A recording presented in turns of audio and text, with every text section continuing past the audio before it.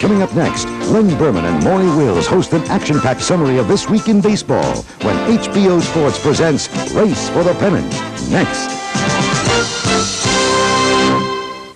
This man wants to be president of the United States. But if I don't get him, I don't get elected. This man is the most notorious outlaw in Texas. To get what they want, they use the Posse. 5 of the most ruthless killers ever trained in the name of the law. Posse may begin like most westerns you have seen, but it ends like none of them. Tomorrow on HBO. Et maintenant, voici les Bluebells. In America, you have the Rockettes. In France, we have the Bluebell Girls. We are proud to welcome the home box office audience to the most exotic nightclub in all of Europe, the Lido de Paris. Your special host and featured performer for the evening is the multi-talented Shirley MacLaine. I gotta shake my shoulders.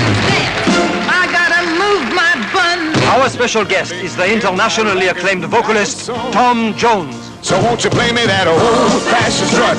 I'm just an old-fashioned nut. Please play me that old-fashioned strut. You will also enjoy the Lido's own colorful variety acts and, of course, the mesmerizing movements of Europe's loveliest chorus line, the Bluebell Girls. Experience Paris after dark when Standing Room Only presents the Lido de Paris starring Shirley MacLaine. Tomorrow. Bull Meacham lived to be a soldier, but he didn't have a war, so he fought the world around him. They called him the Ace. You may now have the privilege of serving under the meanest, toughest, screamingest squadron commander in the Marine Corps. Me. Has the great Santini ever let his family down? Yes! You don't trust the great Santini? No! I don't want you to consider me as just your commanding officer. I want you to look on me like I was God. He knew how to fight, but he forgot how to love. To my son. Here. Do you love him? Of course I do. I am the great Santini. I was praying we'd all go to war again. Being a warrior without a war has its problems. You may love him, you may hate him, but you'll never forget Robert Duval, the Ace. Friday on HBO.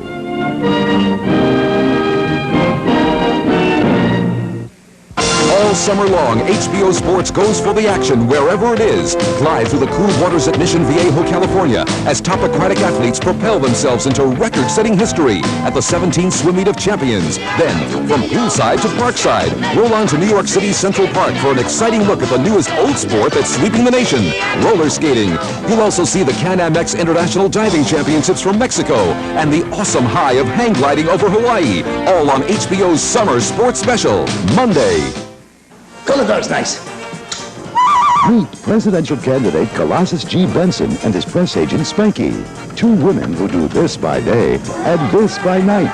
Enjoy a $5,000 dinner for $1. Attend a party with a pachyderm and a party with some special guests.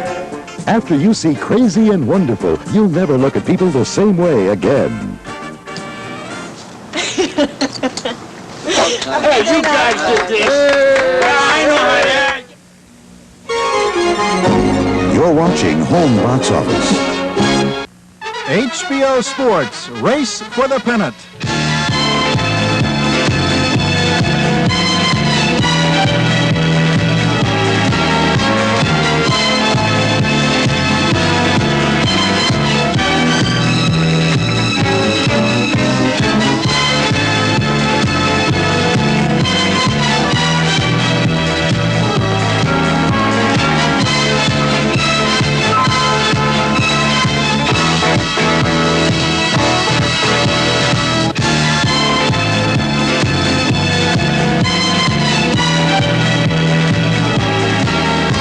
Hi, everybody, and welcome to this week's edition of Race for the Pennant. I'm Len Berman. And I'm Maury Wills. And Maury, this country's been in a heat wave the past couple of weeks. So too Major League Baseball. We have some hot teams and some red-hot individuals. How about that George Brett at the Kansas City Royals? This man has gotten more hits since the All-Star break than a lot of players will get all season. Can you believe this? Listen, his batting average since the All-Star break, .520. Wow, and you know, a lot of people are now thinking of Brett as the best pure hitter in the American League, and that says something with guys like Rod Carew and Freddie Lynn around. Well, look, he's been doing it for years, George Brett. I don't know why they're just beginning to give him that acclaim. The man can hit. We'll be featuring Brett and his Royals team. Great series they had with the Yankees in New York this past weekend. We'll get to them in a couple of moments. Well, we're going to start off the show with the National League East and another red-hot team, the world champion Pittsburgh Pirates. Maury, you've been telling me since spring training they would get it going once the pennant race heated up. That's true. The Pirates have proven that they are a second-half team. As hot as they are right now, September is when they really come on. Well, I don't know how they can heat up much more, Maury. They've won 8 of their past 9 games. This past weekend, great interdivisional matchup with the Dodgers at Three Rivers Stadium. 4 games between the Pirates and the Dodgers. Let's take a look. Dodger manager Tom Lasorda had a lot on his mind. Chuck Tanner's Pirates had beaten his club 6-4 Friday night, and he knew that John Milner and the rest of the Bucks were on a hot streak. In the 3rd inning of Saturday's game, Milner hammered a 2-run homer that gave the Pirates a 4-1 lead.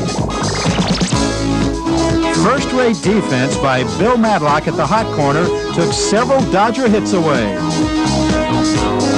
And Grant Jackson came out of the bullpen to ice a strong pitching performance by Buddy Solomon that gave the Bucks a 7-3 win.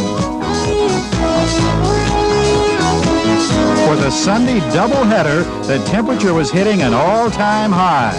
But that didn't cool off Pirate left fielder Mike Easler in the first game as he blasted a 2-run homer, his 13th round tripper of the year.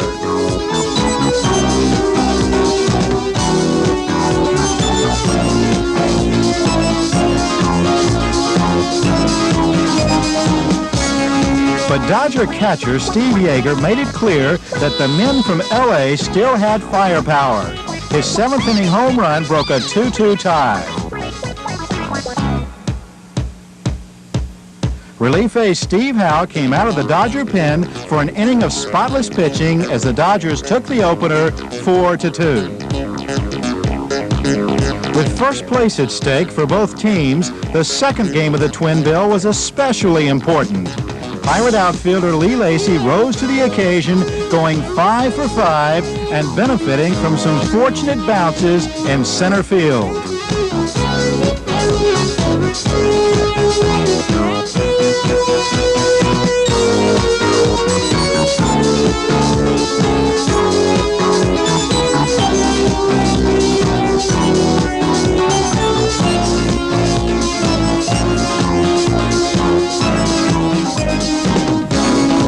Once again, Bill Madlock made the big plays at third. And in the 9th inning, Ed Ott, a true clutch hitter, came through with the score tie. Lee Lacy scored, and the Pirates had a thrilling 8-7 win. No doubt about it, the family is still a force. And, of course, the leader of that force is still Pops. It was Willie Stargell Day Sunday in Pittsburgh. I like that, calling him Pops. No, he likes that. He's my roommate there for 2 years when I was with the Bucks. Yeah, good man, good man. And speaking of Sunday in Pittsburgh, Maury, Dave Parker walked off the field, refused to play because some fan in the stands in Pittsburgh threw a battery at him and almost hit him. Yeah, well, you know, fans will get emotional and demonstrative at times. Well, this pennant race, Pittsburgh and Montreal now, you have to call a dead heat so far. But the question has to be asked, a lot of people think that Montreal is going to be the dominant team over the next several years. Are they going to be? Well, I think we are. We've got a heck of a lot of talent on this ball club. With, you know, the addition of Ron LaFleur, then we got the young guys with Andre Dawson, Warren Cromartie, Ellis Valentine, Larry Parrish. I feel that we are the team of the 80s. The foundation of any winning ball club is its pitching, and Montreal has some excellent young arms. There's 22-year-old Dave Palmer, rookie Bill Gullickson, who's only 21, and Scott Sanderson, who just turns 24 today. Add a good bit of success to all that youth, and you get a very bright outlook. We have a lot of confidence, and with Bill Gullickson, Charlie Lee, Dave Palmer, and myself, that's 4/5 of our starting rotation right there. Like I said, it's a strong point in our confidence, and we're doing well, and we're happy. We're having fun in first place, and we couldn't ask for any more. But in the bullpen, the Expos rely on experience. 40-year-old Woody Fryman is joined by fellow pensioners Stan Bonson and Elias Sosa. Together, those three veteran firemen have found a way to keep up with their younger teammates. We run a mile and a half a day and going to be at the ballpark at 2 o'clock and try to get that Jared everybody in shape and ready to go. All